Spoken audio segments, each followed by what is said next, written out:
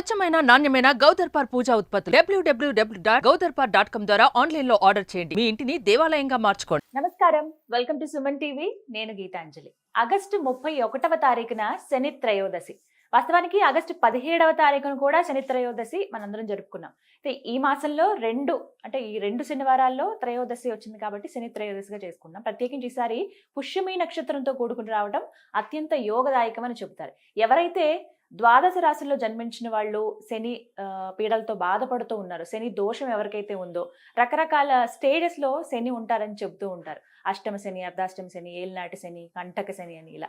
అయితే ఏ రాశుల వారిపైన ఎలాంటి ప్రభావం ఉంది, వారు ఈ శని త్రయోదశి రోజున ప్రత్యేకించి ఎలాంటి పరిహారాలు చేసుకోవాలో తెలుసుకుందాం. వివరించేందుకు ప్రస్తుతం మనతో పాటు ఉన్నారు ప్రముఖ జ్యోతిష్యులు బ్రహ్మశ్రీ నందిబట్ల శ్రీహరి శర్మ గురువు గారు. వారితో మాట్లాడి మరిన్ని విషయాలు తెలుసుకుందాం. గురుగారు నమస్కారం అండి. వాగర్థ వివ సంపృక్తౌ వాగర్థ ప్రతిపత్తయే జగతః పితరౌ వందే పార్వతీ పరమేశ్వరౌ. సదాశివ సమారంభాం శంకరాచార్య మధ్యమాం అస్మదాచార్య పర్యంతం వందే గురు పరంపరాం. ఆదిత్యాయ చ సోమాయ మంగళాయ బుధాయ చ గురు శుక్ర శనిభ్యశ్చ రాహవే కేతవే నమః. శృంగేరి జగద్గురు పీఠాధిపతులకి, కంచి పీఠాధిపతులకి నమస్కారములు తెలియజేసుకుంటూ కార్యక్రమాన్ని ప్రారంభిద్దాం. గురుగారు, ఆగస్టు 31వ తారీఖున శని త్రయోదశి. ఆ రోజున ప్రత్యేకించి మాట్లాడుకుంటే 17వ తారీఖున ఎవరెవరు ఎలాంటి పరిహారాలు చేసుకోవాలో చెప్పారు మీరు, ఏ రాశుల వారికి ఎలాంటి ప్రభావం ఉందని. మరి ఈసారి వచ్చేటువంటి ఈ 31వ తారీఖున ఉన్న ఈ శని త్రయోదశి ఎటువంటిది, ఎంత ప్రభావితంగా ఉంటుంది, వీటి గురించి తెలియజేస్తారా? తప్పకుండానమ్మా. అంటే ఈసారి వచ్చేటువంటి శని త్రయోదశి వీక్షించేటువంటి ప్రేక్షకులు కూడా గమనించాల్సినటువంటి అంశం ఏంటంటే పుష్యమి నక్షత్రంతో కూడి వచ్చింది. సహజంగానమ్మా శని త్రయోదశిలో సంవత్సరానికి ఒక 4 లేదా 5 కంటే ఎక్కువ రావు. అందుకనే మొత్తం 365 రోజుల్లో 4-5 శని త్రయోదశులు ఉంటాయి సహజంగా. ఈసారి అయినటువంటిది ఏంటంటే దాదాపుగా ఒక 4 శని త్రయోదశులు వచ్చి ఉన్నాయి. అందులో 17న ఒకటి అయింది, అలాగే ఈ 31వ తారీఖు ఆగస్టున, మళ్ళీ డిసెంబరు మాసంలో 28వ తారీఖు రోజున ఒకటి వస్తుంది. అయితే విశేషం ఏంటంటే ఈ యొక్క శని త్రయోదశికి సంబంధించినటువంటి దాంట్లో శనివారము త్రయోదశి తిథి సాయం సంధ్యా సమయంలో ఉండాలి. అనేక నక్షత్రాలు వస్తాయి. శనికి సంబంధించినటువంటి నక్షత్రాలు 3. ఒకటి ఉత్తరాభాద్ర, పుష్యమి, అనురాధ. ఈ 31వ తారీఖు రోజున పుష్యమి నక్షత్రం వచ్చింది. ఇంకా విశేషం ఏంటనంటే ఈ యొక్క పుష్యమి నక్షత్రము అధిపతి ఎవరు? నక్షత్రానికి అధిపతి గురువు. మళ్ళీ నక్షత్ర దేవత శని భగవానుడు, ఎందుకంటే శనికి సంబంధించిన నక్షత్రాలు కాబట్టి. కానీ నక్షత్రాధిపతికి శని, పుష్యమి నక్షత్రానికి అధిపతి బృహస్పతి. అందుకనే పుష్యమి నక్షత్రం మొదటి సెంటెన్స్ ఏముంటుందనంటే ఓం బృహస్పతి పరిబాతు పశ్చాత్ అనేటువంటి ఉంటుంది. బృహస్పతి అనేటువంటి అధిపతిగా ఉన్న ఓ పుష్యమి నక్షత్రమా అనేటువంటి యొక్క వాక్యంతో ప్రారంభమవుతుంది. విశేషం ఏంటంటేనమ్మా ఈ యొక్క శని త్రయోదశికి శని కుంభరాశిలో స్వక్షేత్రంలో ఉన్నాడు, గురువు వృషభ రాశిలో ఉన్నాడు ప్రస్తుతం. కాబట్టి గోచారంలో కూడా చూసుకున్నట్లయితే ప్రధానంగా శనికి గురువు కేంద్రంలో, గురువుకి శని కేంద్రంలో పడతారు. కాబట్టి శనికి అధిపతి నక్షత్రానికి, పుష్యమి నక్షత్రానికి అధిపతి గురువు అవుతాడో, ఈ విధంగా శని గురువులిద్దరు పరస్పర కేంద్ర స్వభావంలో ఉన్నప్పుడు కొన్ని అలభ్య పుణ్యతిథులు కలిగినప్పుడు శని యొక్క ప్రభావం తగ్గించుకోవడం కోసం ఆ పుణ్యతిథులలో గనక ఎవరైతే పరిహారాలు పాటిస్తారో వాళ్ళకి గత జన్మ కర్మదోషం. ఎందుకంటే ఈ జన్మలో మనం కష్టాలు అనుభవిస్తున్నామంటే అది గత జన్మ కర్మదోషం, ప్రారబ్ధ కర్మ అంటారు. కాబట్టి ప్రారబ్ధ కర్మని ఎవరు తప్పించుకోలేరు, గుర్తుపెట్టుకోండి. పురాకృత కర్మ, సంచిత కర్మ, దృఢ కర్మ, అదృఢ కర్మ, అలాగే ప్రారబ్ధ కర్మ అని ఉంటుంది. ఏ కర్మదోషాన్నైనా కానీ మనం తప్పించుకోవచ్చు, కానీ ప్రారబ్ధ కర్మను తప్పించుకోలేము. కానీ ఆ ప్రారబ్ధ కర్మ యొక్క ప్రభావాన్ని మనం చేసేటువంటి పూజల వల్ల తగ్గించుకోవచ్చు. అటువంటి ఏ సమయంలో చేయాలంటే ఇలాంటి అలభ్య పుణ్యతిథులలో చేసుకోవాలి. కాబట్టి శనివారము త్రయోదశి తిథి, పుష్యమి నక్షత్రం కలిసి వచ్చినటువంటిది సంపూర్ణముగా శనికి సంబంధించినటువంటి వారము. పైగా ఈశ్వరుని యొక్క శబ్దంతో, శనీశ్వర శబ్దంతో పిలువబడేటువంటి సమయం ఒక శని త్రయోదశి రోజునే, శని భగవానుని. మిగతా రోజుల్లో శనైశ్వరుడు అని అంటే శని త్రయోదశి రోజున శనీశ్వరుడు. అంతేకాకుండా ఈ శ్రావణ మాసంలో వచ్చేటువంటి యొక్క త్రయోదశిని శని త్రయోదశి అనడం వాస్తవంగా.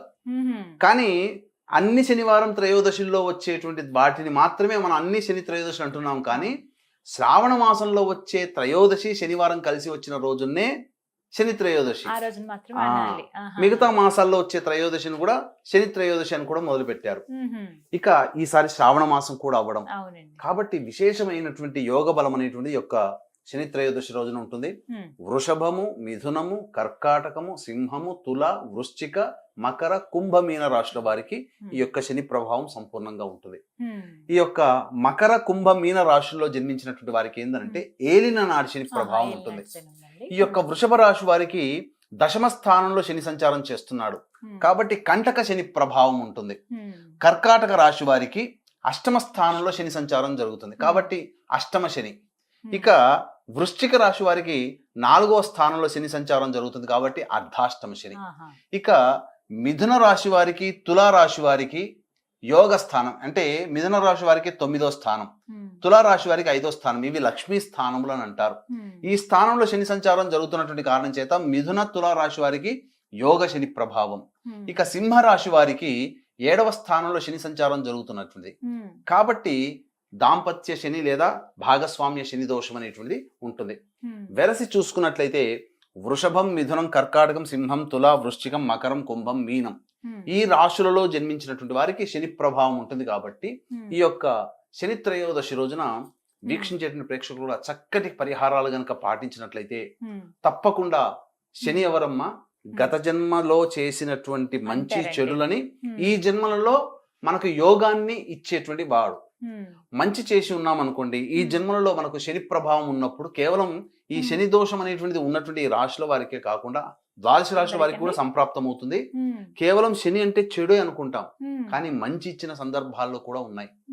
కాబట్టి ధీరుభాయ్ అంబానీ కూడా శని ప్రభావంలో ఉన్నప్పుడే వారు బాగా సంపద పరులయ్యారు. ఇప్పుడు మోడీ జాతకం తీసుకుందాం అమ్మా. మోడీ జాతకం అనురాధ నక్షత్రం కదా. ఈ యొక్క అనురాధ నక్షత్రానికి వృశ్చిక రాశి కాబట్టి అర్ధాష్టమ శని జరుగుతుంది. మరి ఈ అర్ధాష్టమ శని జరుగుతున్నప్పుడే మళ్ళీ 3వసారి ప్రధానమంత్రి అయ్యారు కదా, గెలిచారు. అంటే యోగాన్ని కూడా ఇస్తాడు. ఇది చాలా మందికి తెలియదు. ఎన్టీ రామారావు గారు కూడా ఏలిన నాటి శని ప్రభావం జరుగుతున్నప్పుడే ముఖ్యమంత్రి అయ్యారు.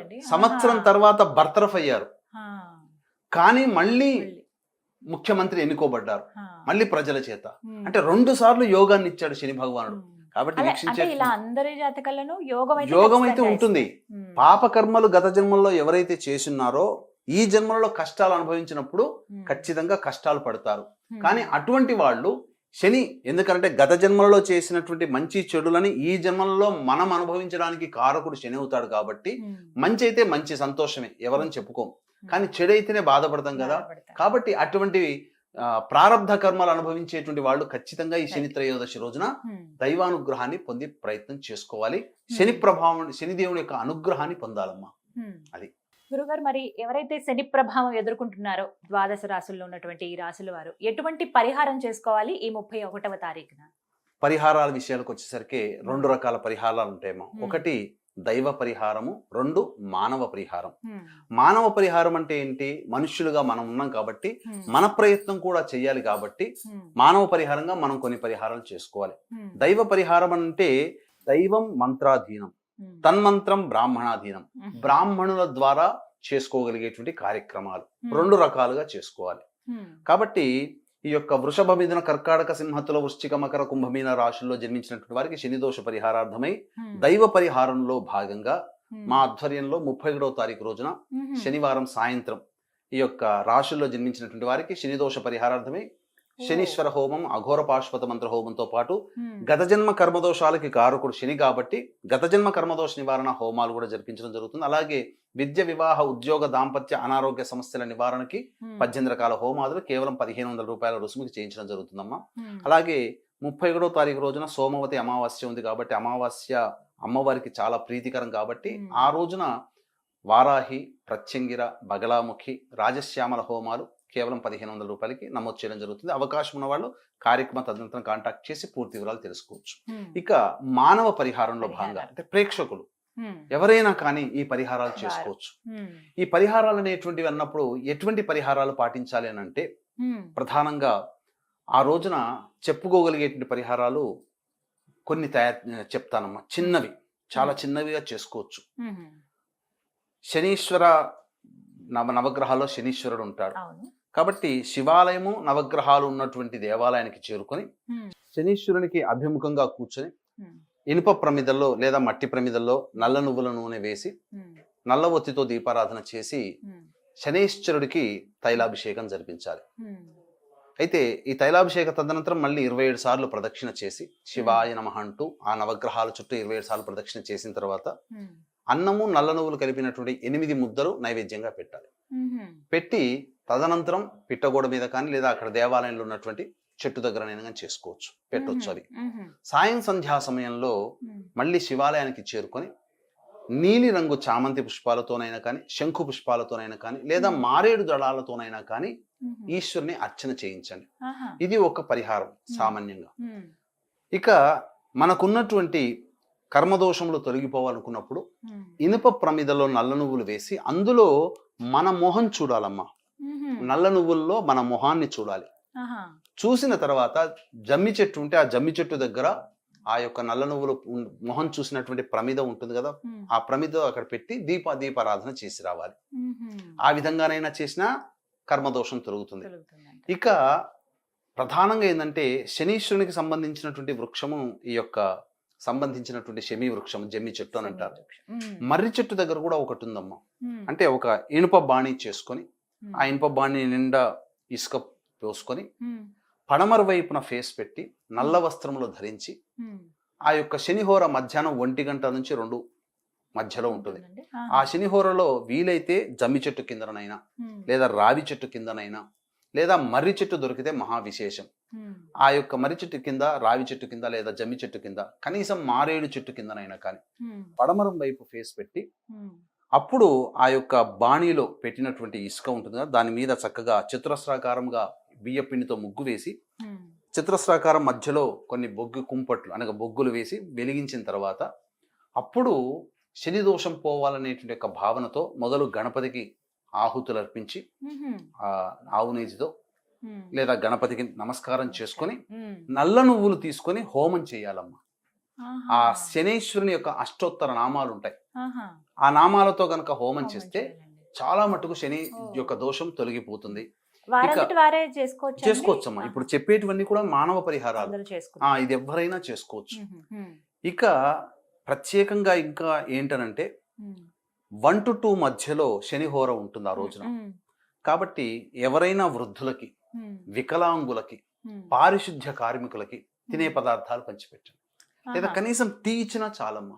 ఉమ్, తద్వారా ఆ శనీశ్వరునికి అనుగ్రహం సంపూర్ణంగా కలుగుతుంది. ఉమ్, ఈ విధమైనటువంటి పరిహారాలు మానవులుగా ఎవరైనా ఆ రోజున చేసుకోవచ్చు. చేసుకోవచ్చు అంట. చేసుకోవచ్చు. 31వ కాబట్టి ఇటువంటి అవకాశం మళ్ళీ మిస్ చేసుకోవద్దాం. ఎందుకంటే ఉమ్, డిసెంబర్ మాసంలో వచ్చే శని త్రయోదశి కూడా అనురాధ నక్షత్రంతో వస్తుంది. ఉమ్, పుష్యమి నక్షత్రంతో అయితే మళ్ళీ లేదు. రాదు. ఉమ్, పుష్యమి, అనురాధ, ఉత్తరాభద్ర 3 శనీశ్వరునికి సంబంధించిన నక్షత్రాలు. ఉమ్, కాబట్టి మళ్ళీ డిసెంబర్ దాకా శని త్రయోదశి లేదు. కాబట్టి ఈ వచ్చిన అవకాశాన్ని సద్వినియోగపరచుకోమని వీక్షించేటువంటి సుమన్ టీవీ ప్రేక్షకులకి తెలియజేస్తున్నాను. మొత్తంగా ఈ 31వ తారీఖున ఏ విధంగా శని త్రయోదశి జరుపుకోవాలో చక్కగా వివరించారు గురుగారు. ధన్యవాదాలండి. సర్వం శ్రీ ఉమామహేశ్వర పరబ్రహ్మార్పణమస్తు.